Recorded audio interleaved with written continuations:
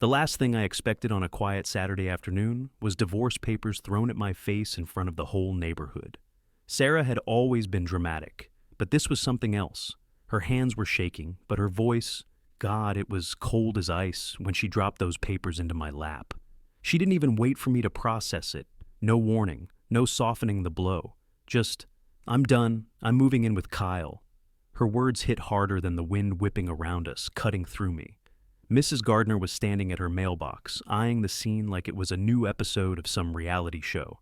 Tom, my old buddy from high school, was pretending not to stare from across the street. The kids on the block had stopped their bikes, frozen in place like they'd just witnessed a car crash. I sat there, staring at those papers in my hand.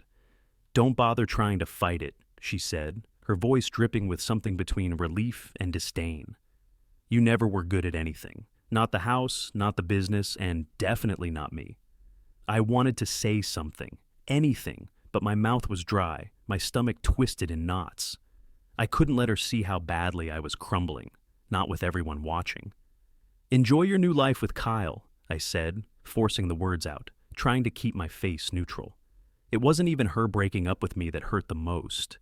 It was realizing I'd never really known her at all. She didn't even flinch at my words. She just turned and walked inside, leaving me sitting there in front of the whole neighborhood, holding the wreckage of my life. I didn't want to believe it then, but looking back now, it's all so clear. I thought we were solid. Hell, I wanted to think we were solid. The first time I met Sarah, she was this whirlwind of energy at that charity event. Sharp, confident, always on the move. I was there as a favor to a client, keeping to myself, staying out of the spotlight. Sarah caught my eye when she darted across the room, shaking hands and making everyone laugh, and I just stood there, feeling like I didn't belong. But she came over, smiled, and said, "You look like you could use a drink." From that night on, she made me feel like I was more than just some small-town plumber. She saw something in me, something bigger, and that was enough for me to follow her lead. Our relationship was never perfect, but it worked. I ran my business, kept my head down, and she pushed me, hard, every day. At first it felt like she was just trying to help me do better, be better. "You could do more," she'd say. "This place is good, but why settle? Why not go for the bigger contracts, the bigger projects?" I didn't mind at first, but somewhere along the line, her ambitions started to rub off on me, and not in the way she'd hoped. I found myself stretched thin, working longer hours, trying to be the man she thought I should be, even if I didn't know how to be that man. My business, steady as it was, didn't excite her, and I wasn't sure I could keep up with her dreams. Then there was the house. We'd found a place in a quiet neighborhood, the kind of neighborhood where the lawns were neat, the houses were identical, and everyone smiled at you when you pulled in. The kind of place where you felt like you were supposed to settle down. Sarah talked about it like it was our house, even though, deep down, I should have known something was off. But she'd take care of everything, and I let her. I trusted her. I didn't think to ask whose name was on the papers, on the title. It never crossed my mind. The cracks didn't show up overnight. They started small. A missed anniversary here, a late night at work there. She'd always have some excuse. You know how these clients are, always pushing me. And I'd swallow it, even though I could feel the distance growing between us. There were fewer quiet nights on the couch, fewer dinners shared. More, "I'm too tired," or "I've got a big project tomorrow." And I kept pushing it all down. I thought, maybe it was just a rough patch. After all, everyone has them, right? I told myself to stop being so paranoid. But then one evening, I found the receipt. It was tucked between the pages of a file I was looking through, just a random spot, nothing special about it. But the name caught my eye. Kyle. A fancy restaurant. A date for two. I stared at it, my hands suddenly cold. The date wasn't mine. It wasn't even in the ballpark of any dinner I'd ever shared with Sarah. I wasn't dumb. I knew Kyle. She'd mentioned him a few times, some client of hers, I thought. But seeing his name on that receipt made my stomach turn. I didn't want to confront her. I wanted to believe it was a mistake, or that there was some perfectly logical explanation. But something inside me just knew. There was no excuse. She was already moving on, and I was the last one to realize it. I knew I needed a plan. I couldn't just sit back and let Sarah and Kyle get away with this. My mind raced through the possibilities, but one thing was clear. I wasn't going to confront Sarah head on, not yet. If I was going to do this, I needed more than just a receipt and some texts. I needed evidence, everything. I called Dave the next day. Dave's been my best friend for years, but I wasn't sure how to start this conversation. He's never been the type to sit around and let things go. If it were him, he'd probably march over to Sarah's right then and there, screaming bloody murder. But I couldn't do that, not yet. "Man, this is messed up," Dave said when I told him what had been going on. "You're going to let her walk all over you, or are you going to do something about it?" I leaned back in my chair, staring at the ceiling. "I don't know. I mean, I could blow up her spot, but I need something solid. I need to make sure she and Kyle don't slip through the cracks." Dave wasn't buying it. "So, what? You're just going to sit on your hands?" "No, I'm going to find out everything I can about this guy, Kyle. Then, we'll figure it out." "Fine, but don't let her win." I didn't answer him. Instead, I hung up and got to work.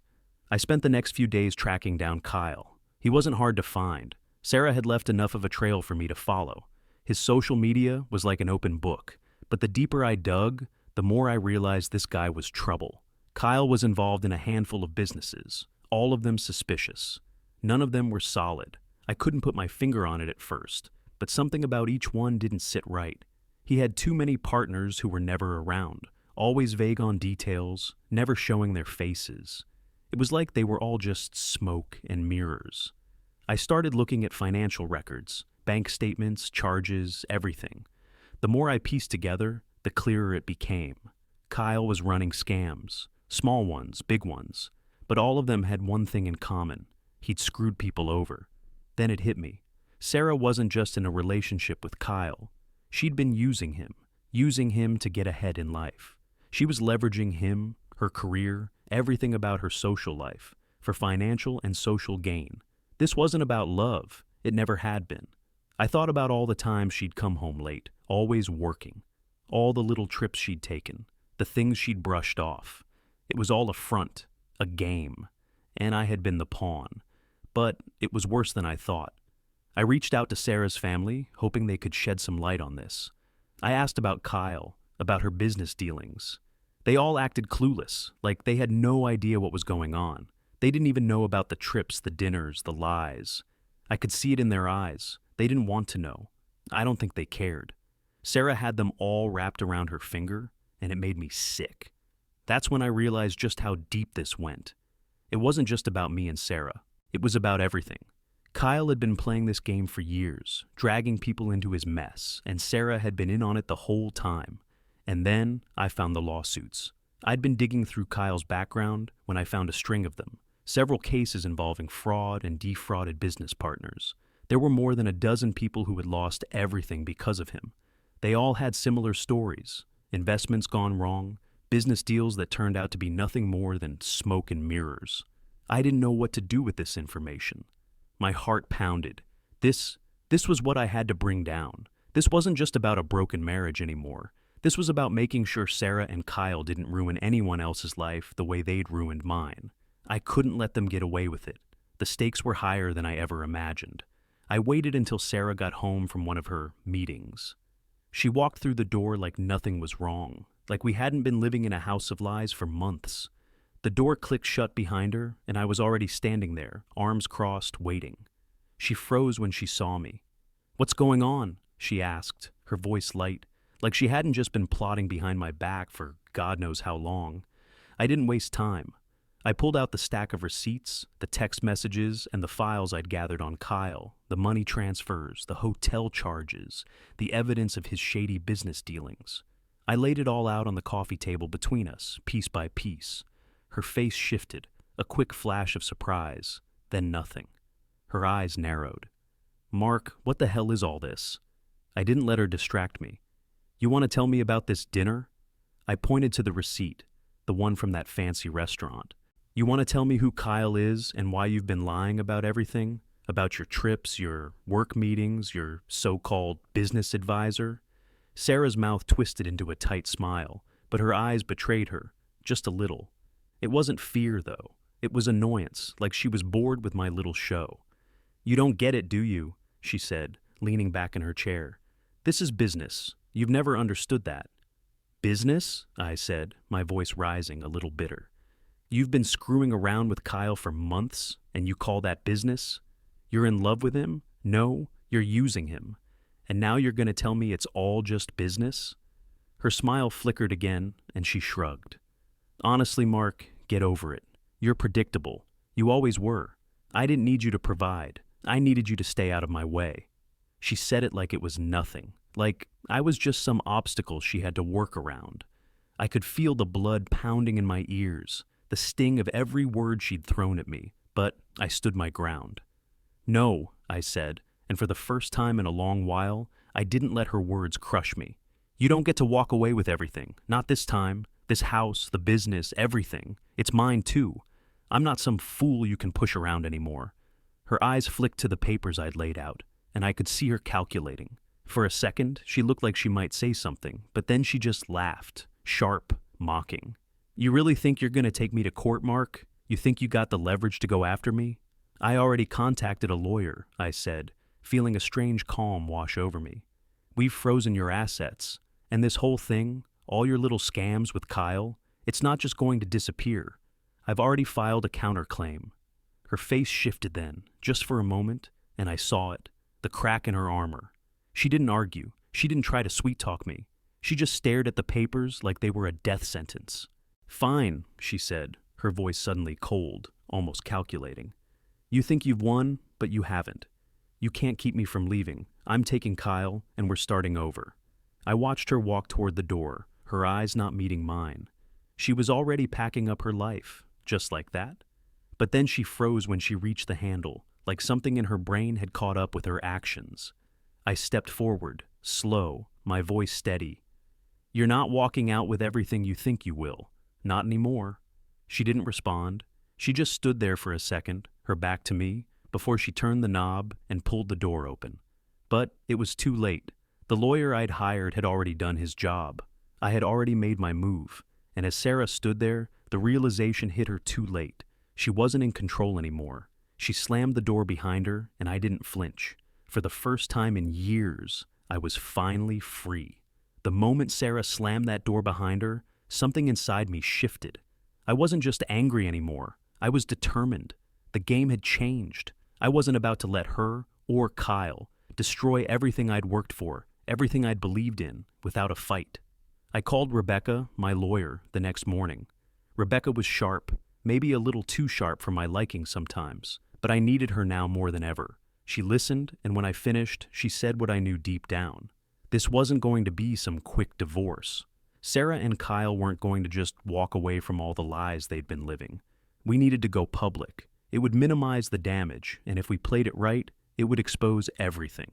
At first, I didn't like the idea of the media being involved, but the more I thought about it, the more it made sense. If I wanted Sarah to pay for what she'd done, I had to make sure the whole world knew. That meant getting in front of it before they tried to spin their own version of the story. The first blow came a week later. Rebecca pulled me into her office, papers stacked high, her face grim. Mark, we've traced the money. Sarah has offshore accounts in Kyle's name. A lot of money. My stomach dropped. Of course she had hidden it. She'd always been calculating, but this was next level. I hadn't been prepared for that kind of betrayal. We need to act fast, Rebecca said. If we're going to freeze those accounts and keep her from getting away with it, we need to move now. I nodded. Let's do it. And so we did. Rebecca brought in a team, lawyers, financial experts, forensic accountants. We worked around the clock. Every time I thought I had a handle on things, there was something new. A new financial statement to review. A new piece of evidence to chase. The legal battle was already dragging on, but now, with the media picking up the story, Sarah and Kyle couldn't hide. They tried to play the victim, like they were the ones being attacked. But the truth was starting to unravel. I wasn't going to let them twist this. I couldn't. As the days went by, I started meeting with more and more of Kyle's past victims. There were others like me, people who had been pulled into his scams, people who had trusted him and Sarah. They were desperate, but they were also angry, and they weren't afraid to speak out anymore. Each one of them shared their story, pieces of the puzzle falling into place. Sarah wasn't just a victim of a bad marriage. She'd been complicit in Kyle's schemes the whole time, and I wasn't alone. But the more I learned, the more I realized just how deep their web of lies went. Then one night, my phone rang. It was a number I didn't recognize. I picked it up, unsure. "Mark?" the voice on the other end said, trembling. "I have information you need." I didn't need to ask who it was. The voice was familiar. Someone who had worked with Kyle, someone who'd been burned by him. They didn't trust Sarah anymore, and they knew too much about the financial side of Kyle's operation. This wasn't just some disgruntled ex. This was someone who had proof that could tear Kyle's world apart.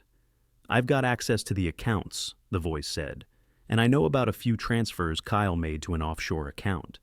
It's the same one Sarah uses, but there's a trail mark. I can give it to you." I took a deep breath. This was it. This was the break I needed. The voice rattled off the details, and I quickly scribbled them down. As the information hit my brain, a cold, hard clarity settled over me. Sarah and Kyle had been running this scam for years. They thought they were untouchable. But now they had no idea who they were dealing with. I hung up, feeling like the pieces had finally clicked into place. I wasn't just fighting for a house anymore. I was fighting for justice, for me, for the people Kyle and Sarah had hurt. And I wasn't going to stop until the truth came out. The courtroom was packed. The air was thick with tension, but I stayed focused.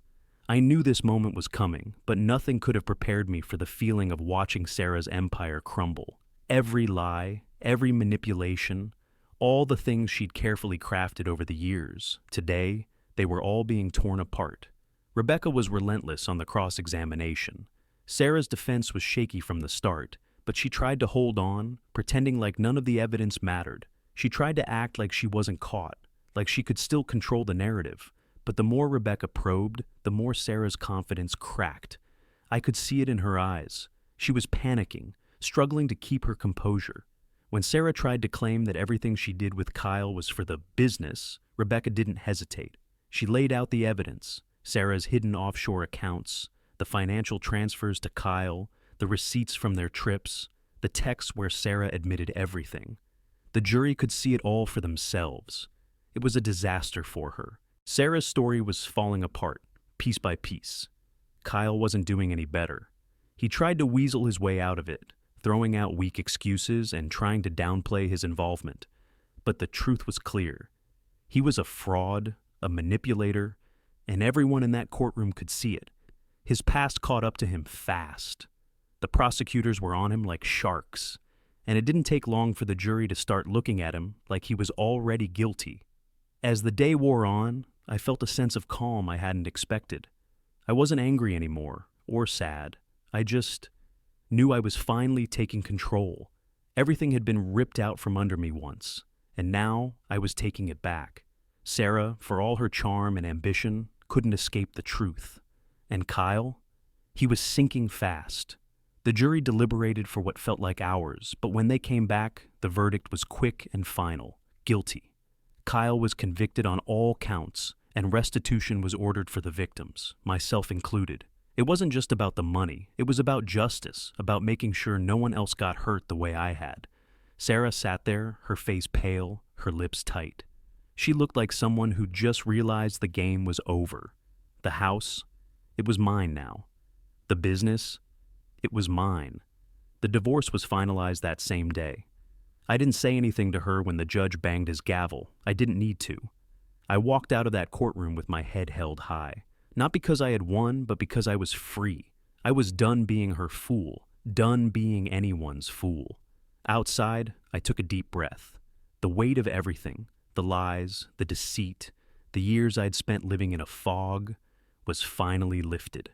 For the first time in a long time, I felt like I could breathe again.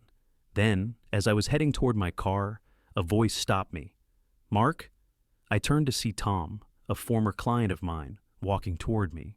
He'd been following the case closely, and I could tell by the look on his face that he had something on his mind. "You did good, man," he said. "Listen, I've been thinking about what you do, your business. If you're interested, I've got a high-paying position for you, something with a lot more stability. I know you've been working your ass off, and I think you're the right guy for it." I stared at him, trying to process it. After everything that had happened, this was a hell of a twist. I hadn't expected anything like that. But I wasn't going to turn it down. It was a chance to start fresh, to build something on my own terms. "Yeah," I said, the weight of it all finally hitting me. "Yeah, I'm interested." And for the first time in a long time, I felt like I was in control,